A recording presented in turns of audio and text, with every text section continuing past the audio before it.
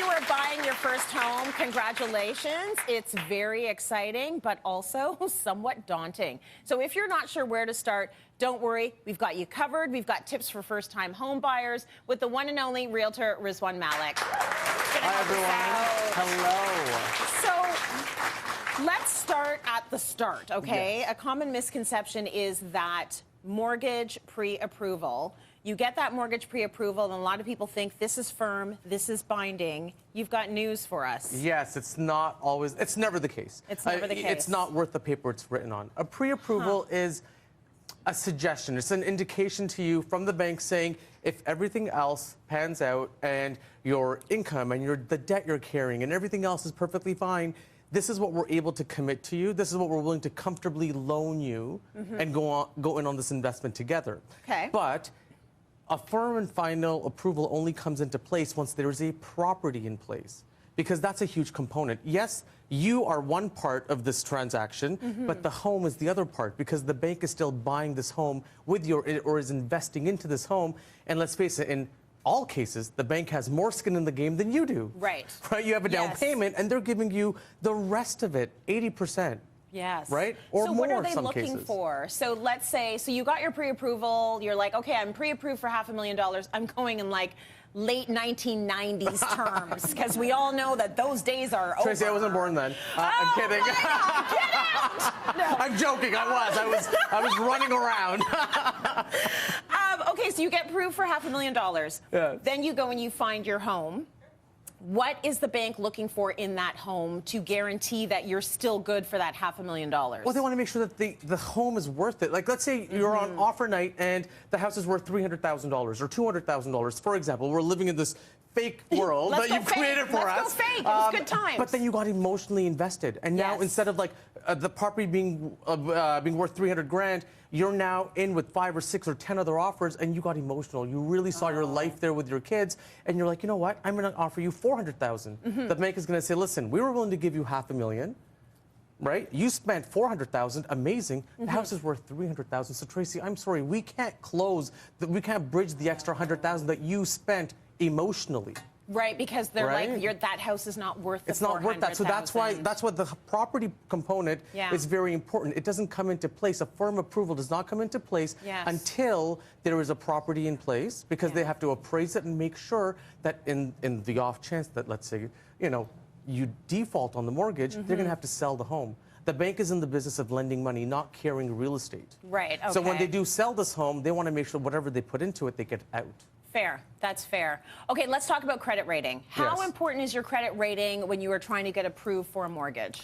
It's a single component. It's like an ingredient for the full recipe, right? So it depends on what your debt to equity ratios are. Like, how much debt are you carrying? Do you have student loans? Did you default on your student loans? Is your phone bill always paid on time? Right? Like, these are things that really, really factor your credit rating, credit score. But when the bank is looking at it, they're looking at, okay, well, Tracy makes $500,000 a year or $1 million a year. She's trying to purchase something that is $15 million.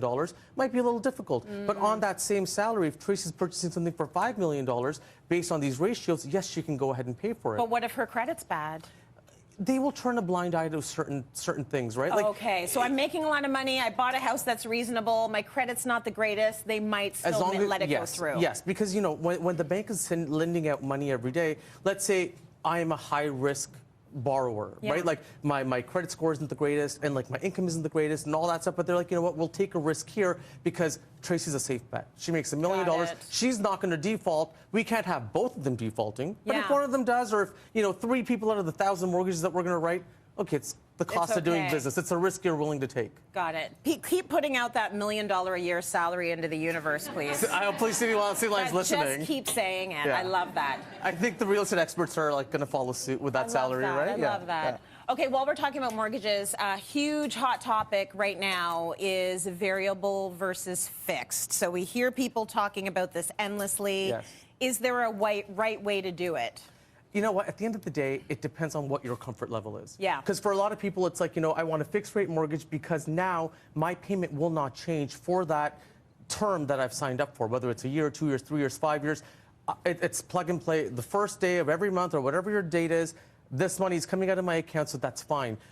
I'm okay with taking a bit of a risk. Yeah. So, variable, because typically variable rates are better and whatever. They're so lower. Yeah, so, Yeah. People are like, you know what, I will benefit, but then you can still lock that in along the way. But if you started with a fixed rate, the term initially will be a lot lower, but, you can lock it in as you see rates inching up.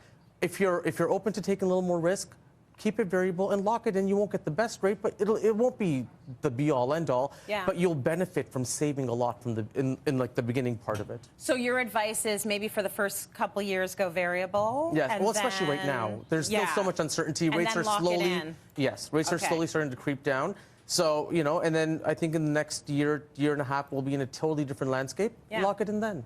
Any other tips you want to give us about what we need to know about buying that first home? Just get in the market. Get in the market. Okay. It's super important. Let's also talk closing costs. Yes. Okay, so there are a lot of sneaky little costs in there that you wouldn't really think about until you get to the end of the road. What are we Yes. looking at in terms of closing? Yes. So certain things you want to always budget for and keep in mind. You've got your legal expenses. Everyone knows that. Yep. You need a lawyer to close the deal. Land transfer taxes. This is one thing that comes up in my career again and again and again, and people don't factor those in. I mean, we're in Toronto, and Toronto is the only city in all of Canada that has double land transfer taxes. So the Yeah. province is like, we want to cut, and the city says, well, we want one too, right? But there are rebates that are available to you. So Yeah.